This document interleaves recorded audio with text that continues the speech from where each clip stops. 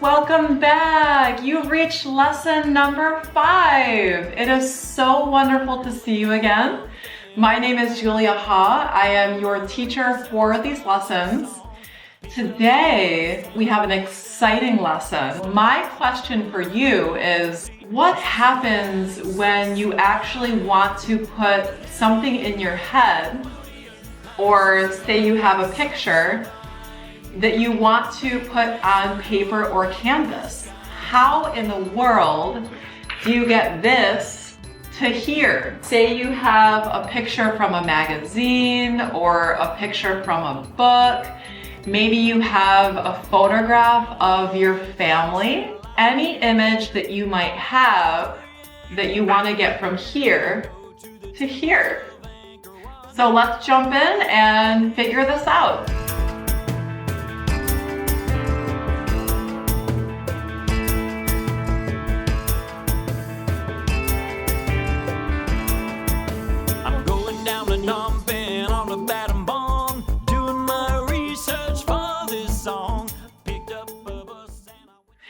Before you begin drawing, you might want to consider practice.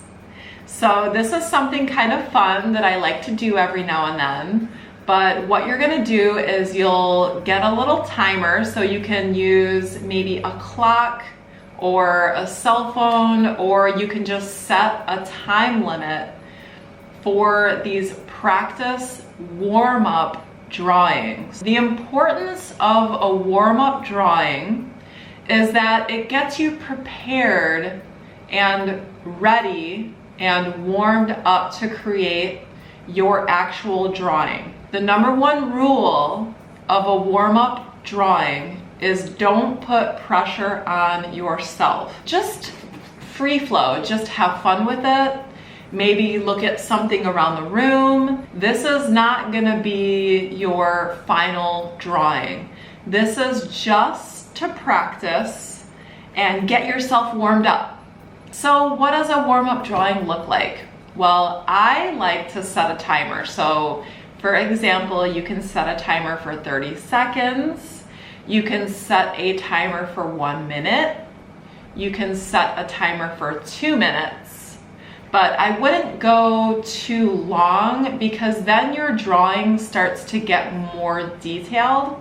And what we want to do here is keep it free, fun, and loose. So let's jump into an example of what a warm-up drawing looks like. Hi students, I have a special guest today. It's Herbie! Okay, so for these drawings, you want to make sure that you use paper that you don't care about, okay? Because these are just practice drawings. So don't use your nice paper. And then you might want to consider using a marker or a colored pencil, or, you know, you can use your pencil too, so it doesn't really matter. But what I'm going to do is I'm just going to draw this really quick.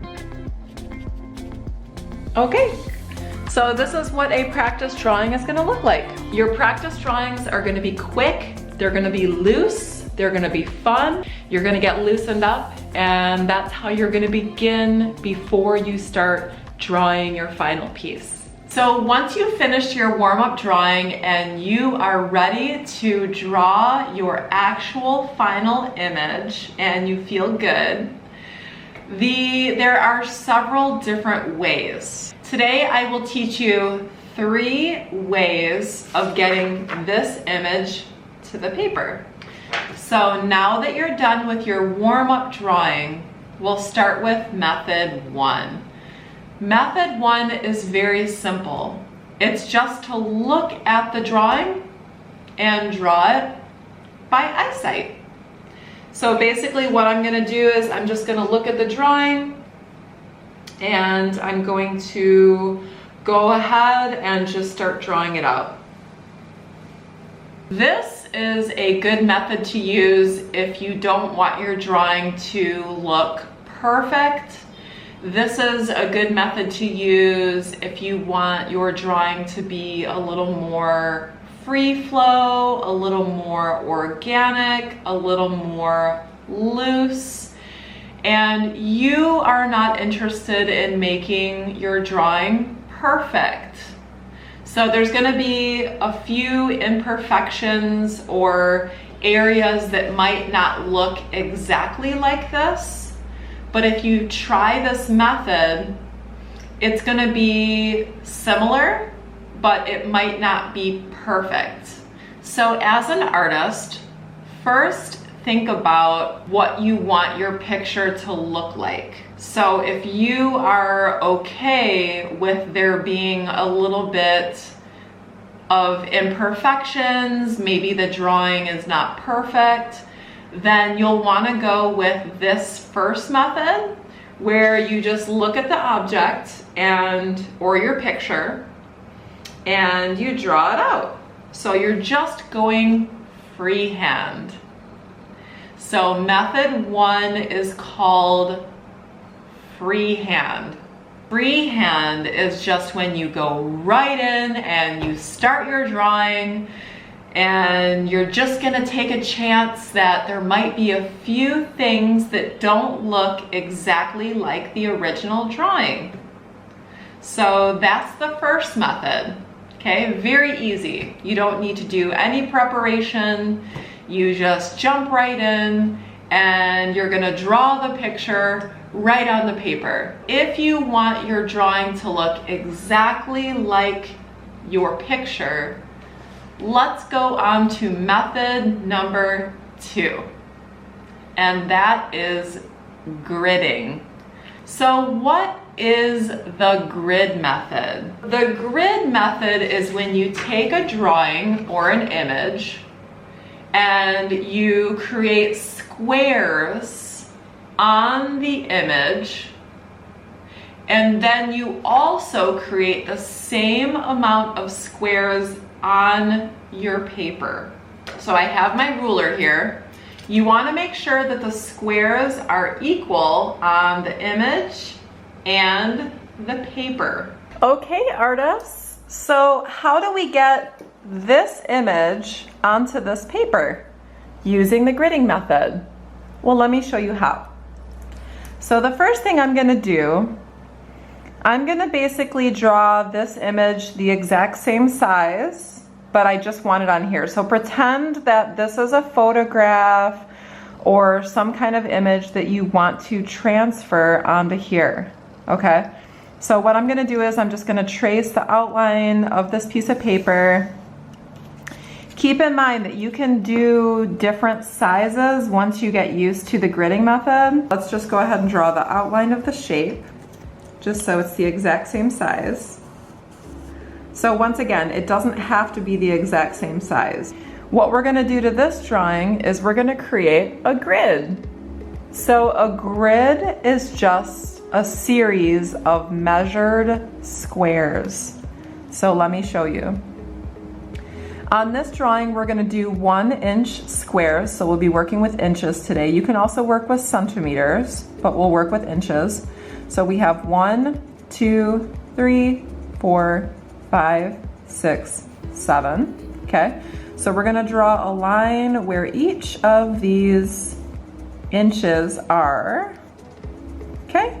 And we'll do the same thing on the bottom so that we can connect our line. 2, 3, 4, 5, 6, okay? Now what you're gonna do is you'll just draw a line from the top to the bottom line, or the top to the bottom mark. Here we go, 1, 2.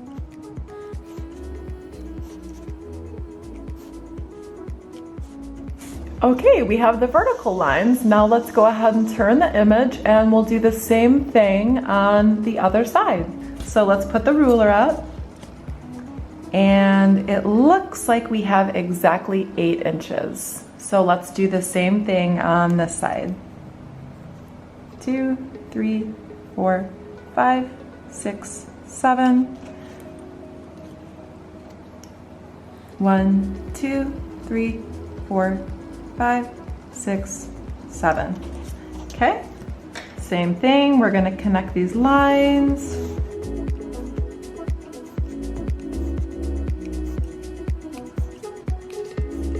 Okay, so you can see that we have our grid.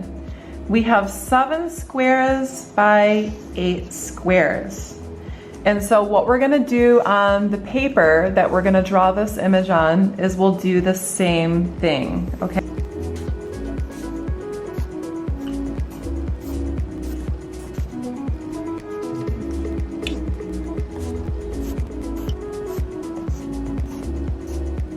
Okay, do you see that we have our grid here now?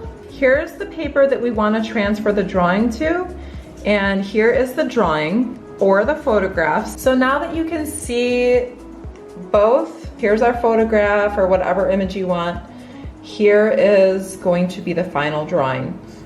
When you draw this grid, you want to make sure that you use lighter lines, maybe even lighter than I use, because you're going to have to eventually erase these lines. The reason why people use gridding as a method is because it makes it very easy to draw the image.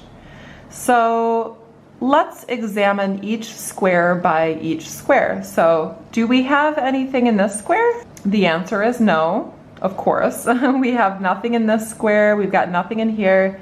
So look over here, we've got nothing here, nothing here, nothing here, nothing here. There's nothing in this whole top line, see? But let's come on down to this square. All you're gonna do is you're just gonna look in this square. So imagine that your whole drawing is just this square. What's in here?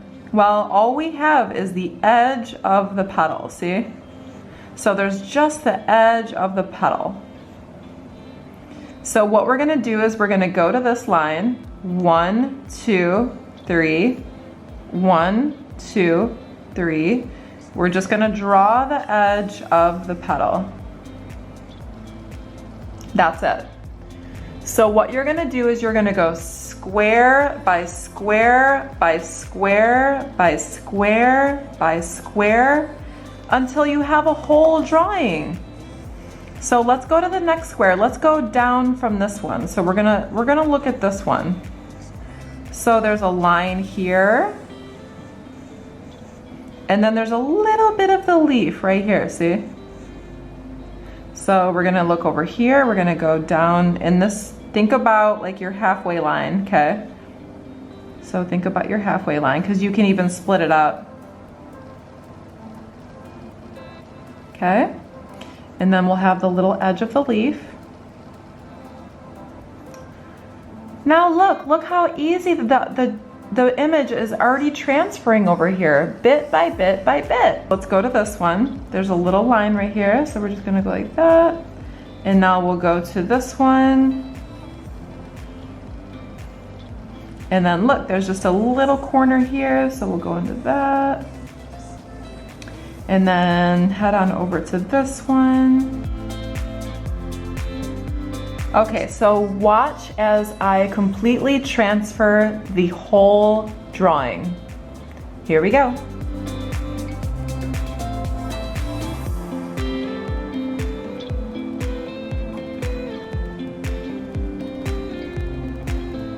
Okay, artists, what do you think? Does it look the same? So remember, you can do this with any image. It doesn't matter what this image is.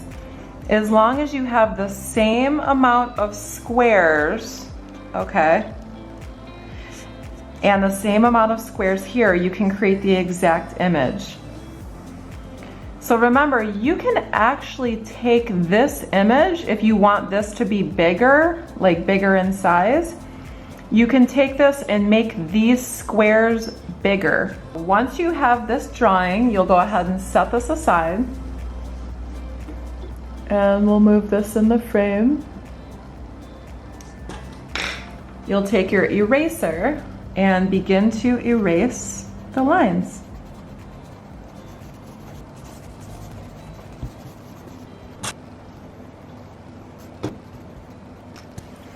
Okay, artists, so here you have your transfer drawing. This is the gridding technique. You'll notice that my lines didn't erase as well, so when you draw your lines, just make sure you draw very lightly, okay? So I drew a little bit too heavy on these.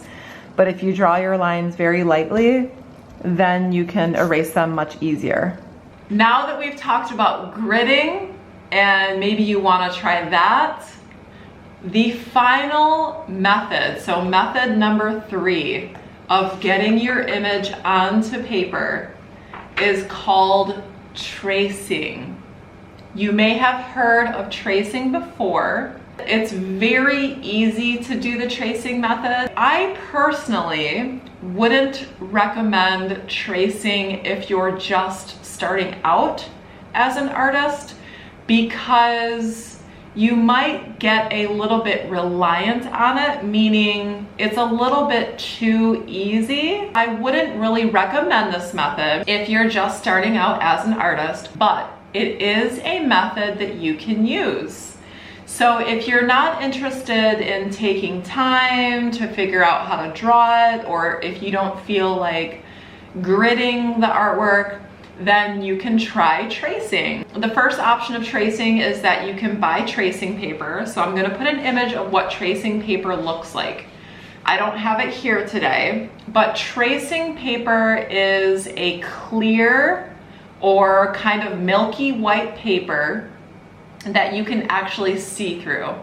So if you put this under the tracing paper, you'll be able to see this and you can trace the image that way. So the second option would be to use a light box, where you would place this image on top of a light box. You would put this paper under this, okay, so you have your paper up on top and then you have your image, so just like that.